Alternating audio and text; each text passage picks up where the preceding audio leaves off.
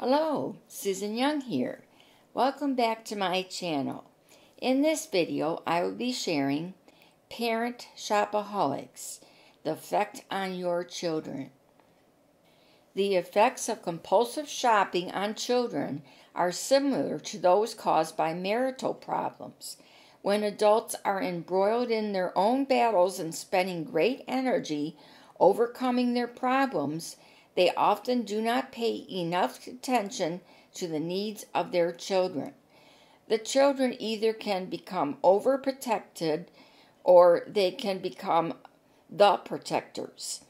In a marriage where problems are not dealt with maturely and honestly, the children are not presented with a model of healthy intimacy.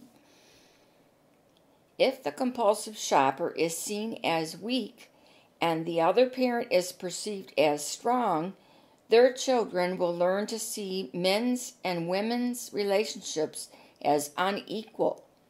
The concept of equal partnership will be unknown to them. This will prevent them from coupling in an equal, close, and communicative way.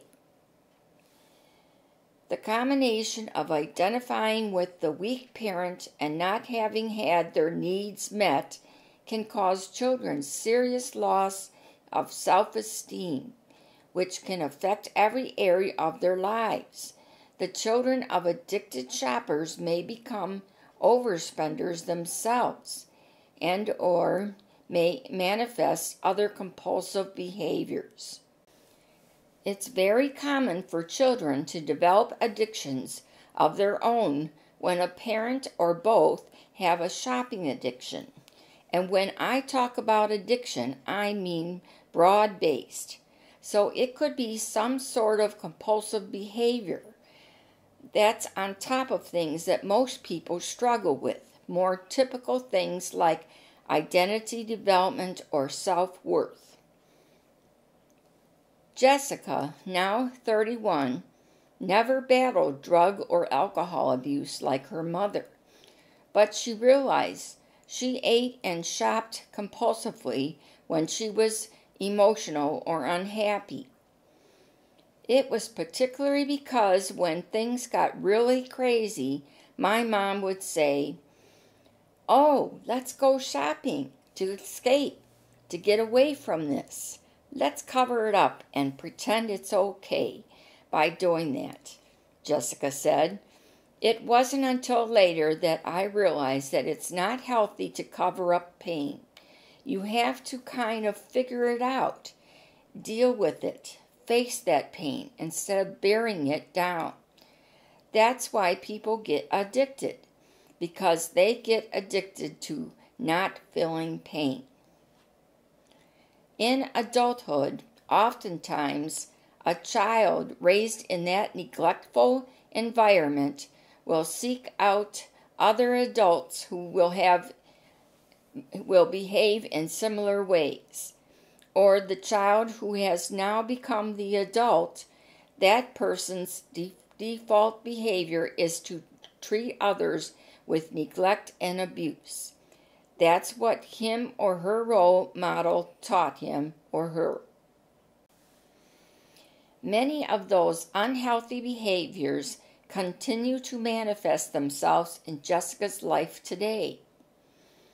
I come from what they call a dysfunctional family. I have a lot of resentment, Jessica said. So when I think about those things, that's enough to make me feel like I don't know. It's not like I can't be happy and have a good life, but sometimes that plays a part in why I act out the way I act out. On a more encouraging note, there are ways to be proactive for a person coming from that sort of environment.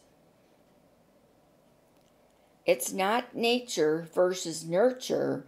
It's nature and nurture. The person who knows with great certainty that the biological parent or parents were alcoholics, were heroin addicts, were meth addicts or some other addiction, if that person is at all conscientious about his or her health, never touch the molecule to which there is a genetic vulnerability. So if that person's parents were pain addicts, that person is well advised to tell the dentist, "No, I don't want Percocet after an oral surgery. Thank you, but no thank you." And if an adult has managed to sidestep a struggle with addiction, there is still emotional baggage to be dealt with.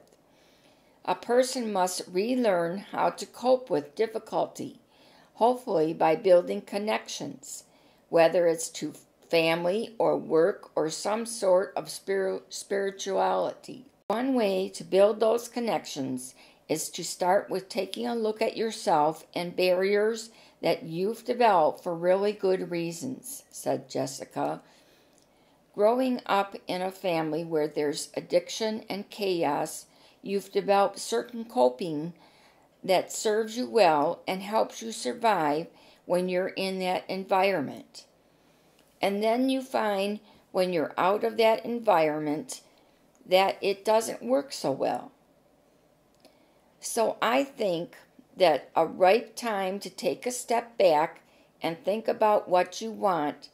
Think about why it is that you might have built these barriers, and then areas that you connect to.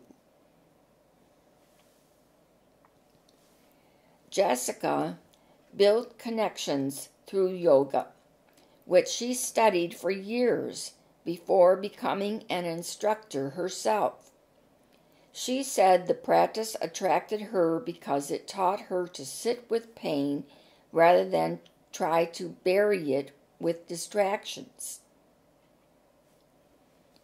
I want to help other people who are like my mom. Even though I couldn't save her, she passed away in 2013, Jessica said. With addiction, a lot of times people don't feel connected to anybody. They feel alone, and they feel like nobody will understand or people will judge them for whatever reason. So I wanted to teach yoga because it's a very non-judgmental place to kind of address that kind of stuff and learn about yourself. Another strategy is creating structure. Households with substance abuse are marked by turmoil, so establishing routine can add a feeling of safety and order where there once was none. That sense of structure is crucial for Jessica. For the past year, she has been living at the homeless shelter in Arizona, although some nights she stays with a friend or lays her head down on the red line. She attends mental health groups at Heartland. She's working with her health insurance provider to get new rehab care. She is attending Alcohol Anonymous meetings. I can't afford to have a lot of idle free time, Jessica said. Right now, if I'm in a situation where I'm like, okay, I can't think of anything constructive to do or anything positive, then my mind goes into the areas it doesn't need to go in. So for me, what always works best is I have to have a schedule. This is what I'm going to be doing at 9 and 10. I have to have things to fill my day up. Otherwise, I'm going to be bored, then I get depressed, then I resort to dangerous behaviors. Connection serves her too. Someone she can lean on is her father. He reminds her of the importance of attending her meetings and avoiding people and places who might trigger her. She's now 15 years sober. It's a miracle, she said. Jessica, like so many others, hopes to claim her own miracle. How are you doing with this video so far?